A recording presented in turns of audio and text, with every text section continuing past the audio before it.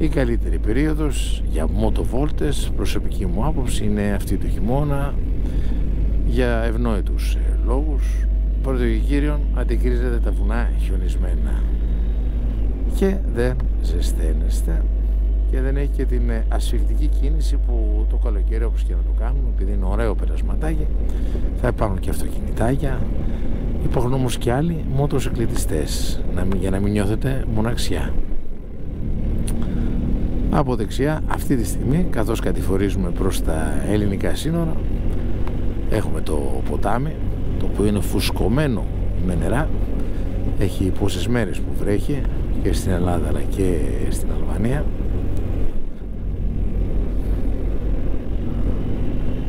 Και πηγαίνουμε με προσοχή προς την ιδιαίτερη πατρίδα μας. Σκεφτείτε ότι αυτός ο δρόμος, το χρονικό διάστημα που τον πέρασα, σας μιλάει εδώ και 14-15 χρόνια πίσω, έτσι, δεν ήταν γνωστός στους μοτοσυκλετιστές. Όλοι πήγαιναν συνήθως από καβιά όσοι ήθελαν να εισέλθουν. Το είχαμε κάνει και είχαμε εντυπωσιαστεί πραγματικά. Σκεφτείτε ότι ήταν τσιμέντο κάτω. Το φάρδος ήταν αντίστοιχο, όχι κάτι διαφορετικό, αλλά έβλεπες, παιδί μου, την άγρια πλευρά της τότε Αλβανίας. διατηρούσε ακόμα αυτό το πέπλο μυστηρίου, το οποίο έτσι έδειχνε ότι ο Χότζα τους είχε υποτάξει σε ένα καθεστώς το οποίο δεν ευνοούσε, όπως και να το κάνουμε, την ανάπτυξη, ενώ τώρα η Αλβανία τρέχει και δεν προλαβαίνει να συμμορφωθεί με το καπιταλιστικό σύστημα, το οποίο δεν γνώριζε τι σημαίνει. Αναλογιστείτε ότι το ΛΕΚ είναι ισχυρότερο του ευρώ και οι αλβανικές τράπεζες έχουν αποταμιεύσει από καταθέσεις Αλβανών κατοίκων ένα σωρό χρήματα, σε ευρώ μάλιστα, κυρίες και κύριοι. Αυτό σημαίνει ότι οι δουλειές τους πάνε καλά. Μην αρχίσετε παρακαλώ τα κακοπροαίρετα σχόλια, γιατί αν έρθετε στην Αλβανία θα δείτε ότι ο τουρισμός τρέχει καλπάζοντας. Βέβαια σε μερικά μέρη τα οποία ήρθα, οφείλω να το πω,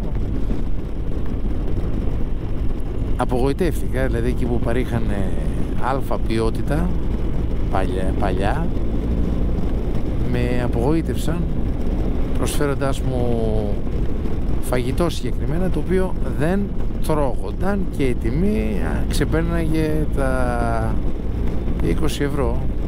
Απαράδεκτο, πραγματικά απαράδεκτο, γιατί έχω μέτρο σύγκρισης.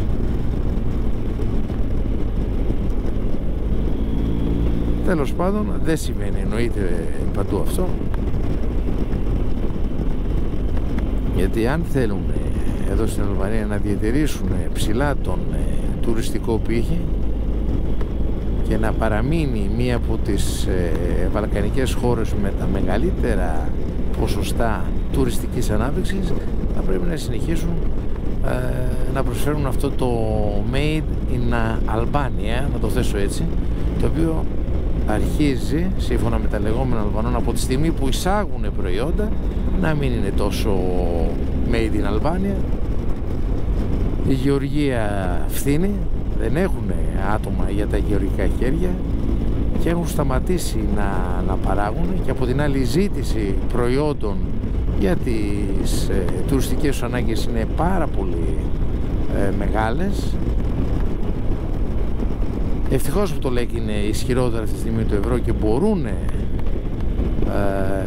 να εισάγουν προϊόντα,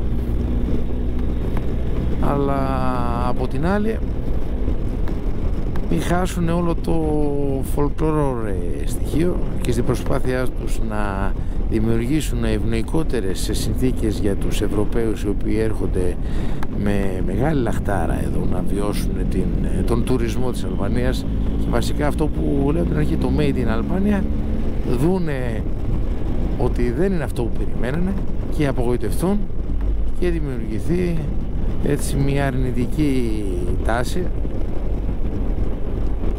απέναντι στα τουριστικά αυτά θέρετρα, τα οποία αρχίζουν και αναπτύσσονται με πραγματικά γοργό ρυθμό, ιδιαίτερα τα παραθαλάσσια τμήματα.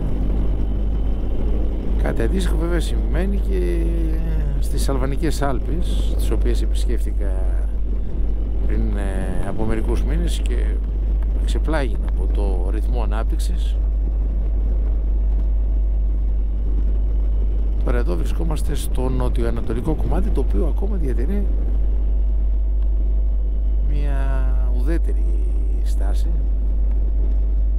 Δεν το έχουν ανακαλύψει ακόμα, ίσως εν καιρό, δεν ξέρω, κάτι θα σκαρφιστούν εδώ πέρα οι γείτονες, να το εκμεταλλευτούμε γι' αυτό. Πάντως εξαμήντα, γύρω 40 βουδρωτό και τα λοιπά, ένας μεγάλος χαμός. Αν και πρέπει να πω για το βουδρωτό ότι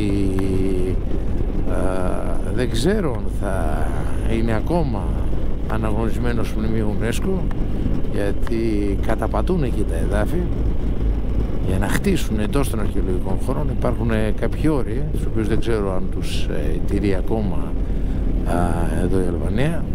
Κάτι διάβασα, θα δείξει.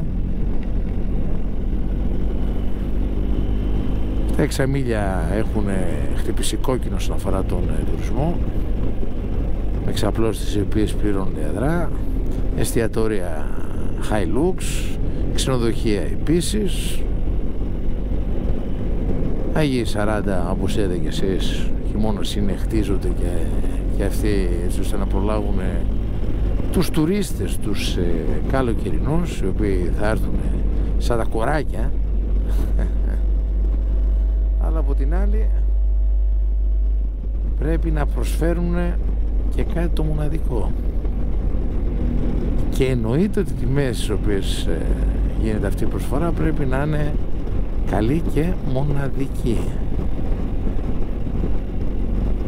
Αν γίνει η Αλβανία ένας προορισμός στα Βαλκάνια ακριβώς, δυστυχώς για αυτούς θα πέσει ο τουρισμός, γιατί υπάρχουν βαλκανικές χώρες όπως είναι τα Σκόπια, όπως είναι η Βοσνία Ζεγοβίνη, οι οποίοι ακόμα είναι άγριες, συγχωρέστε με για την έννοια, θέλω να πω ότι είναι πιο παρθένες, να το θέσω έτσι, παρθένα τα μέρη, όχι τόσο βομβαρδισμένα από το καπιταλισμό, έτσι, και αυτά που προστάζει.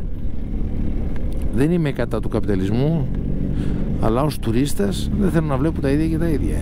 Θέλω να βλέπω το διαφορετικό. Δηλαδή να πάω στο Αφγανιστάν και να δω μια σύγχρονη Ευρώπη εκεί? Όχι, θέλω να δω το Αφγανιστάν ως Αφγανιστάν. Κάπως έτσι το θέτω. Άρα, αν πάω στη Βοσνία Ζεγοβίνη, αν πάω στον κόσμο, θέλω να δω το δικό τους, τη δικιά τους κουλτούρα. Τώρα η Αλβανία αρχίζει και εξευρωπαίζεται πάρα πολύ.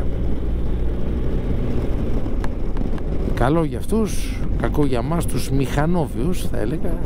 Καλό για τους υπόλοιπους τουρίστες, οι οποίοι θέλουν να φεύγουν από τον τόπο τους και να βλέπουν κάτι αντίστοιχο για λόγους ασφαλείας, έτσι.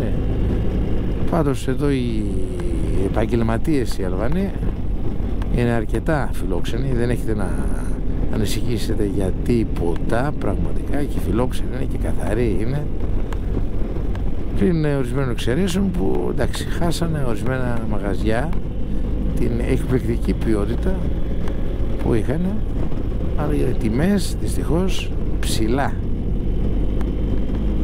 πάρα πολύ ψηλά. Ταξιδέψτε λοιπόν εδώ στη γειτονική χώρα, ταξιδέψτε γενικότερα βασικά σε όλες τις χώρες του κόσμου.